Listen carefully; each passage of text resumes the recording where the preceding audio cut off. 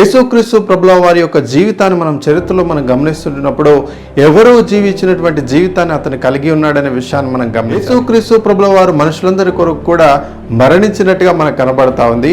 అయితే యేసుక్రీస్తు ప్రభుల వారు మనుషులందరి కొరకు ఏ విధముగా తాను మరణించాడో అదే విధముగా దినమున ఆయన యేసు ప్రభుల వారి యొక్క పునరుద్ధానం మనం గమనిస్తున్నప్పుడు చాలా ప్రాముఖ్యమైనటువంటి విషయాలు మనకు కనబడతా ఉంటాయి.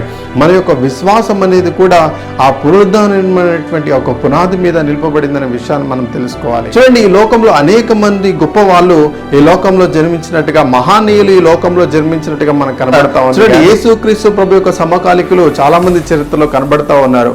అరిస్టాటిల్ కనబడుతున్నాడు, అగస్తు కైసర్ కనబడుతున్నాడు, టిబేరియా అనేటువంటి చక్రవర్తి మనకు కనబడుతున్నాడు. చూడండి, అనేక మంది రోమా చక్రవర్తులు, గొప్ప గొప్ప తత్వజ్ఞానం కలిగినటువంటి వారు, ఫిలాసఫర్స్ మనకు కనబడుతున్నారు. కానీ వాళ్ళు మరణాంతరము వాళ్ళు సమాధుల్లో పెట్టబడ్డారు, ఆ సమాధులకే పరిమితమయ్యారు. కానీ వాళ్ళు ఆ సమాధుల్ని తిరిగి జయించలేకపోయారు, వాళ్ళు తిరిగి మరణాన్ని జయించలేకపోయారు. కానీ యేసుక్రీస్తు ప్రభుల వారు మాత్రమే ఆయన యొక్క సమాధిని తిరిగి లేచి, ఆయన యొక్క మరణాన్ని జయించి ఆయన తిరిగి లేచినట్టుగా కనబడతా ఉన్నారు. దీన్ని ఖాళీ సమాధి అని పిలవడం జరిగింది.